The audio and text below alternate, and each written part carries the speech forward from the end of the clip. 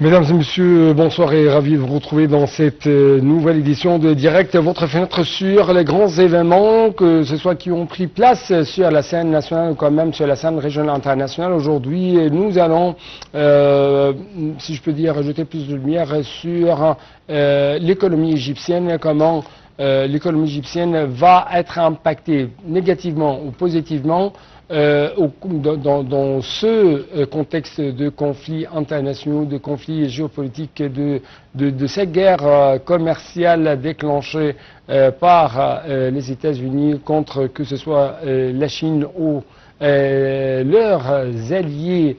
Les Européens, je parle des alliés des États-Unis, bien sûr, les Européens, et comment, si je peux dire, l'Égypte et ses alliances à travers le BRICS ou sa coopération avec la fondation de Shanghai va donner un élan à l'économie égyptienne. Tout ça va bien sûr être discuté dans la deuxième partie de cette édition avec les explications de l'un de nos experts, économiste bancaire, M. Mohamed El-Fer. Mais justement, nous devons commencer tout de suite par les actualités, notamment les activités présidentielles. En fait, on trouve que le président Abdel Fattah al-Sisi a tenu aujourd'hui une réunion avec le Premier ministre, le ministre de l'Approvisionnement et du Commerce intérieur. La réunion a porté sur la disponibilité des réserves stratégiques de produits de base, en particulier le blé, le sucre, l'huile, la viande et la volaille. Les explications tout de suite.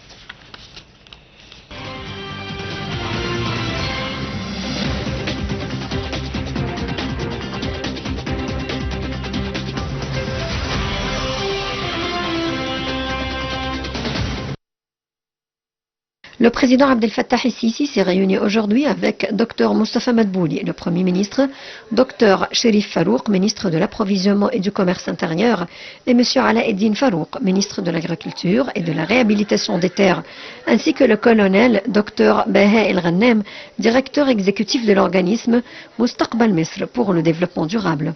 Le porte-parole officiel de la présidence de la République a indiqué que la réunion mis l'accent sur la disponibilité des réserves stratégiques de produits de base, en particulier le blé, le sucre, l'huile, la viande et la volaille, précisant que la sécurité alimentaire de l'Égypte se trouve dans une situation stable et rassurante.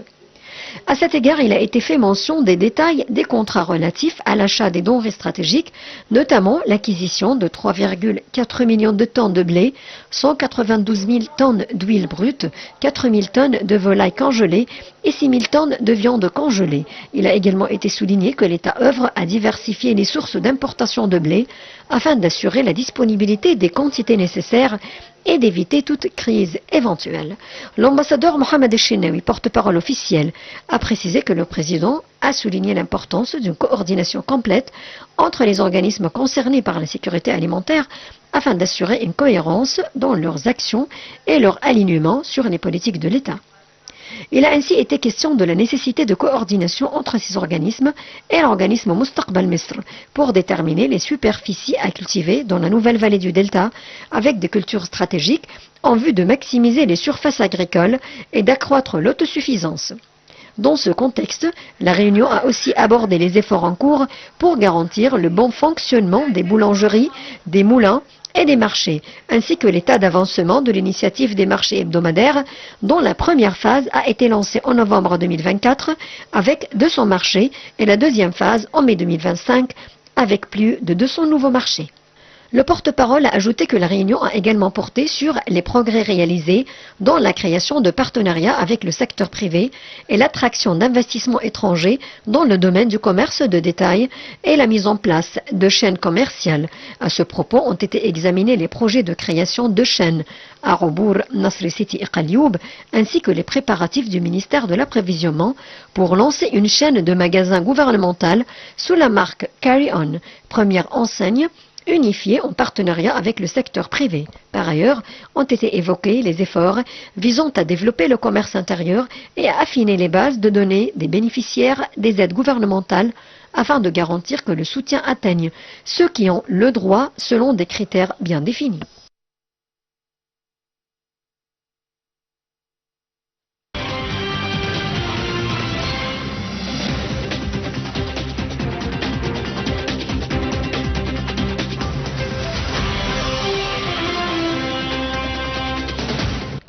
En fait, sur le plan international, on trouve que le président Abdel Fattah al-Sisi a salué les déclarations du président américain Donald Trump, du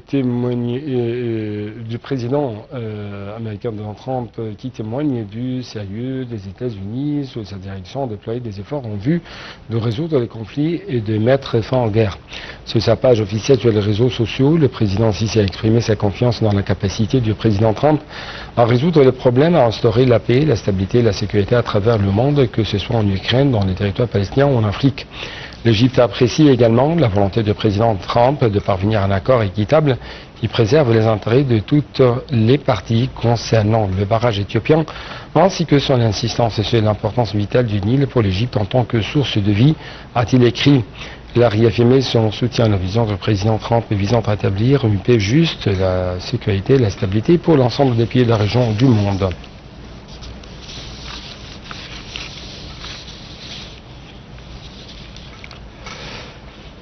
Le ministre des Affaires étrangères et de l'immigration, Dr Badr Abdelghati, a participé à la 5e réunion ministérielle des ministres des Affaires étrangères de l'Union européenne et des pays de voisinage méridional consacrée aux discussions autour du lancement par l'Union européenne de la Charte de la Méditerranée.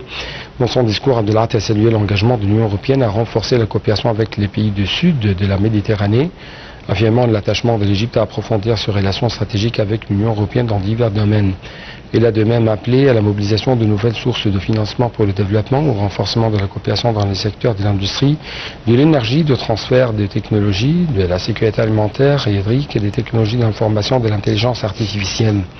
Dr Abdelghati a également rappelé la priorité accordée par l'Égypte au soutien de la sécurité et de la stabilité régionale. Il a réaffirmé l'engagement de l'Égypte en faveur de la création d'un État palestinien indépendant sur les frontières de 4 juin 1967 avec Jérusalem-Est pour capitale. Donc, arrivant ainsi, chers téléspectateurs, à ce dossier de Gaza, les médiateurs impliqués dans la recherche d'un cessez-le-feu à Gaza tentent de surmonter les divergences entre les délégations israéliennes du Hamas. Après une semaine de pourparlers indirects au Qatar, en fait, le Hamas a accusé le Premier ministre israélien Benjamin Netanyahu de refuser de conclure un accord de cessez-le-feu à Gaza. Les détails tout de suite.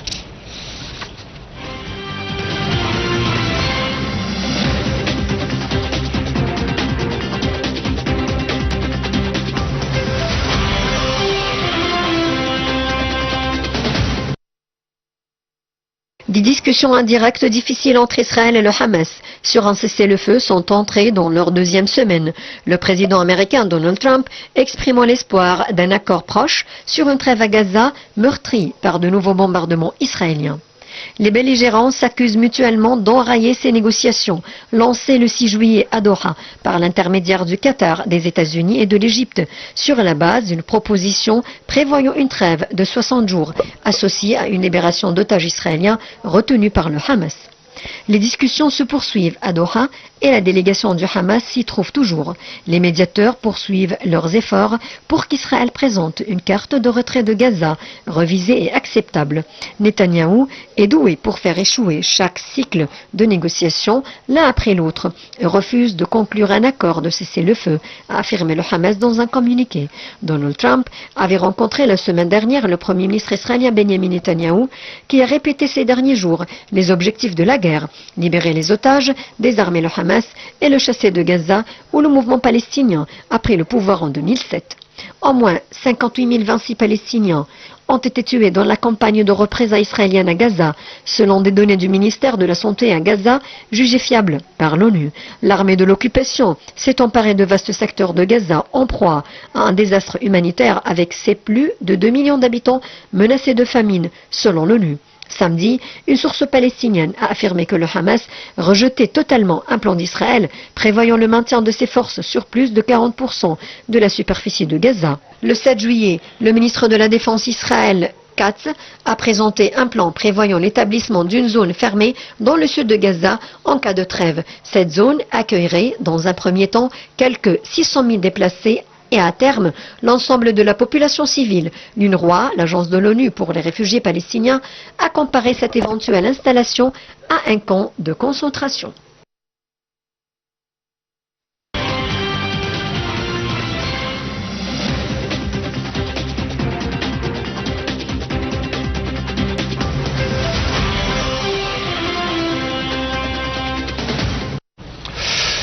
Donc, de retour à un sujet très important concernant la réaction égyptienne au niveau présidentiel envers les déclarations faites récemment par le président américain Donald Trump concernant qu'il y a des efforts sérieux que déploie Washington sous la direction de Trump afin de résoudre les conflits, afin de mettre fin aux guerres. Nous avons donc actuellement une l'intérêt international, Madame Rodayessa, Dr Rodayessa, c'est bien sûr la présidente de l'association des investisseurs femmes arabes, mais aussi c'est un membre très éminent dans l'un des partis égyptiens. Docteur Rodayessa, vous êtes toujours la bienvenue sur l'intérêt international. Bonsoir. Madame Rodayessa.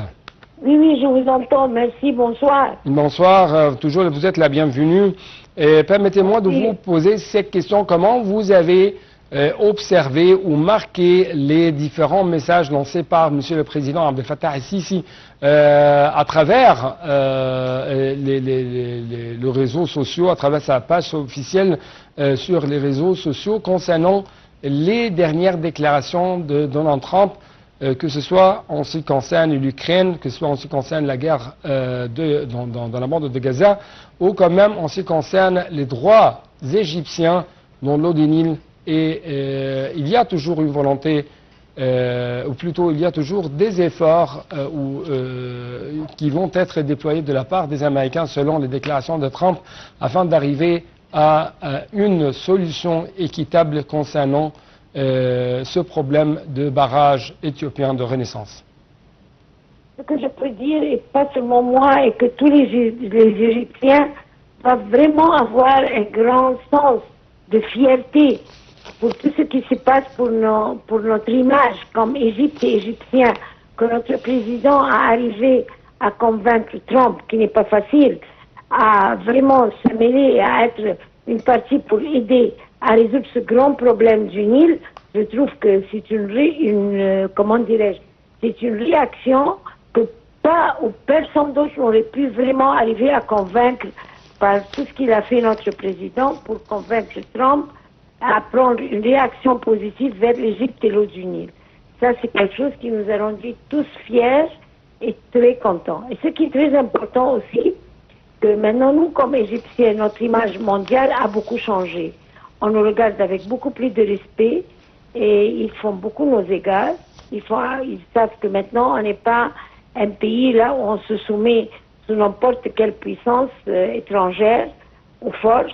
Non, on a notre mot qu'on dit, on a l'action ferme qu'on fait, notre relation avec tous nos partenaires en Afrique et dans d'autres pays aussi, des pays amis, comment on a réussi à les gagner, être main dans la main pour le bien du développement continu dans les pays. Et qu'on fait toujours des appels vers la paix et qu'on est contre les guerres et contre les personnes qui veulent conquérir des terrains qui ne sont pas. Oui. Donc, comment vous trouvez si un jour ces guerres vont être disparues? Comment vous trouvez donc l'avenir de l'économie mondiale? Si vraiment il y aura des efforts sincères qui vont être déployés par le président américain, que ce soit sur le niveau international concernant la guerre en Ukraine, que ce soit sur le niveau régional concernant la guerre à Gaza, ou quand même au niveau africain concernant les différentes guerres comme le Soudan, cette guerre civile, où le fait d'arriver à une solution équitable concernant l'eau du Nil et le problème du barrage éthiopien de la Renaissance. Je vois que maintenant l'Égypte est devenue une trait d'union vers la paix mondiale et que ça aura une grande réflexion. Ça va refléter vers l'économie continuelle sur le niveau industrie, agriculture, tourisme et tout. Ça va faire un grand développement de continu. Comme ça, vraiment, ça va aider que ces pays mettent main dans la main et remonter tous les problèmes économiques qui les rencontrent à cause de la guerre, à cause de les problèmes qui arrivent économiques, sociaux, politiques, tout ça, ça fait un grand défi vers le développement.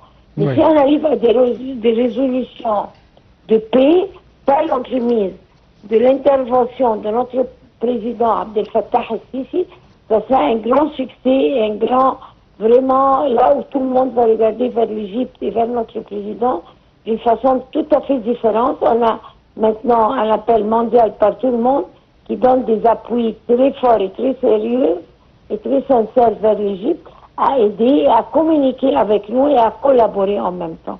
Oui. Docteur Rodessa, merci beaucoup pour de tels éclaircissements de votre part concernant la réaction égyptienne au niveau présidentiel vis-à-vis de ces dernières déclarations faites par le président américain Donald Trump. Donc, chers téléspectateurs, si je peux dire, l'Égypte a réussi à porter un coup dur face à ce qu'on appelle le monopole du dollar. Et c'est bien sûr selon, si je peux dire, la vision de quelques experts. Mais est-ce que c'est vrai ça sur les terrains? C'est ce qu'on va savoir bien sûr à travers les explications, les éclaircissements de notre invité qui va être avec nous dans quelques instants, mais justement après le fait de proposer ce reportage qui va jeter plus de lumière sur les 3 accords visant à renforcer la coopération financière entre l'Égypte et la Chine. Ces accords visent notamment à promouvoir l'usage du yuan dans les échanges bilatéraux, à renforcer la présence bancaire croisée entre les 2 pays. Un commentaire tout de suite.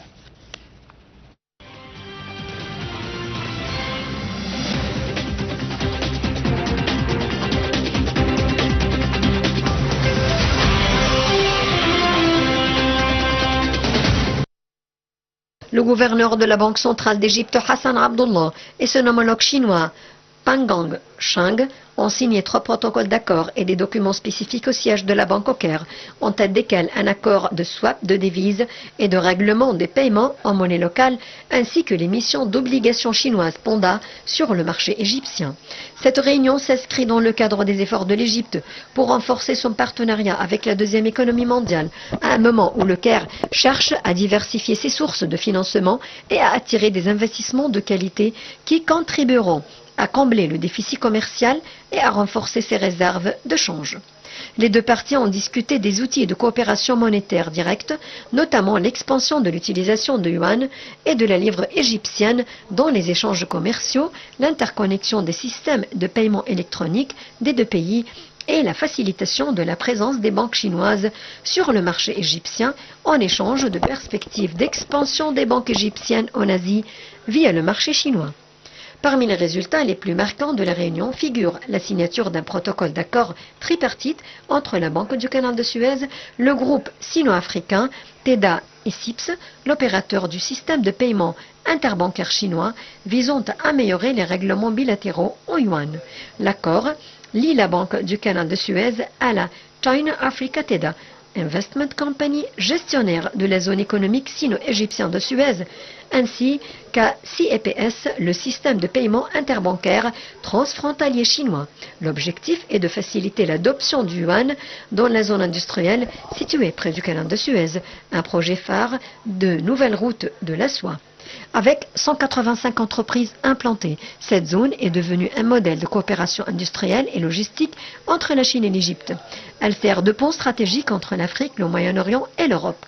Le gouverneur de la Banque centrale d'Égypte, Hassan Abdullah, et son homologue chinois, Pang Gangsheng, ont souligné l'importance de faciliter l'implantation de banques chinoises en Égypte et égyptiennes en Chine, une dynamique censée stimuler les investissements conjoints et soutenir une croissance durable.